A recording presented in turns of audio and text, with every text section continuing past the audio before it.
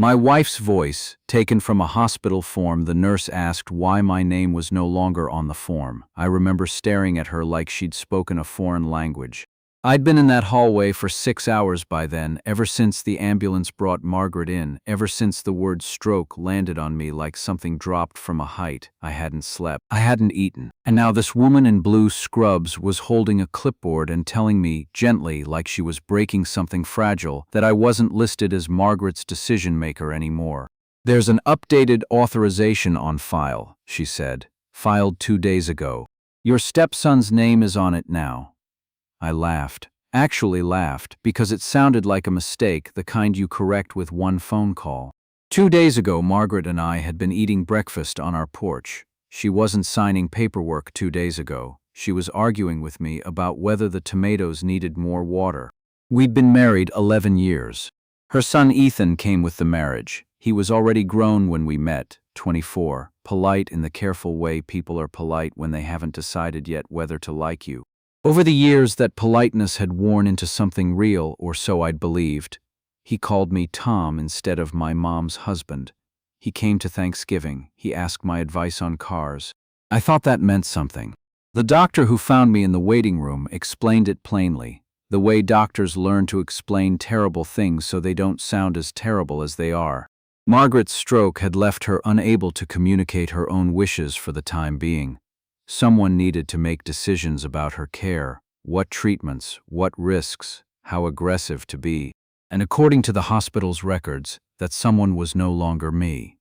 I asked how that was possible. He said a form had been submitted, signed, notarized, dated 2 days prior, naming Ethan as her medical decision-maker, superseding whatever they'd had on file before. He said it wasn't his place to question its validity. That wasn't medicine. That was paperwork, and paperwork had its own chain of command. I found Ethan in the family lounge down the hall, drinking coffee out of a paper cup like it was any other Tuesday. I asked him what he'd done.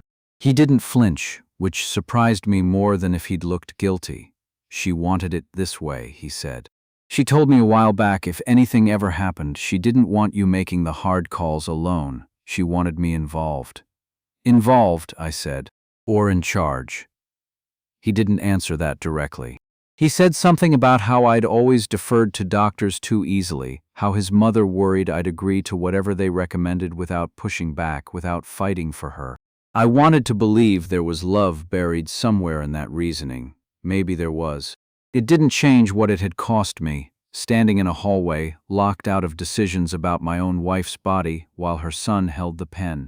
The hospital had a process for this, which I learned about faster than I ever wanted to.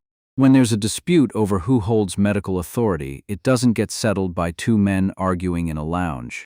It goes to the hospital's ethics committee, a group of people I'd never heard of a week earlier, doctors and administrators, and at least one person whose job, as far as I could tell, was simply to ask hard questions until the truth got tired of hiding. They didn't rule on our marriage or on which of us loved Margaret more. They ruled on documents, on dates, on what was legally binding and what wasn't.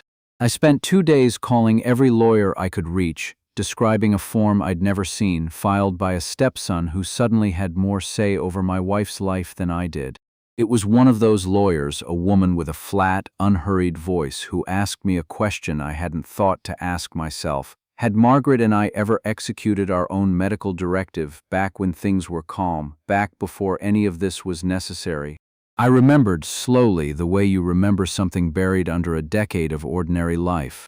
4 years earlier, after her sister's long illness had frightened both of us into being responsible, we'd sat in a notary's office and signed papers naming each other as medical decision-makers. I'd forgotten the folder even existed. It was in a drawer in my study, behind old tax returns, gathering dust because we'd never needed it.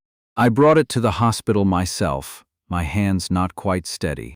The committee reviewed it the way I imagine juries review evidence, slowly, without expression, checking signatures and notary seals against a database while I sat in a hallway that had become uncomfortably familiar. Ethan's document was newer, mine was older, but mine had never been revoked, never been formally replaced by anything that could stand up to a notary's stamp from 4 years back, And revocation, it turned out, wasn't something you could do quietly with a single fresh signature. It had to be explicit. It had to be clean. Whatever Margaret had signed 2 days before her stroke didn't meet that bar.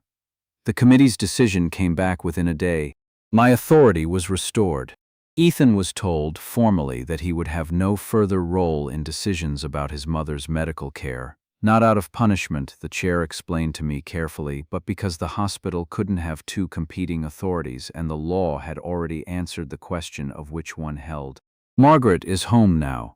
Her speech came back slower than her strength did, but it came back mostly. I haven't told her everything yet. Not the hallway, not the lounge, not the way her son looked at me over a paper cup like I was the one who'd done something wrong.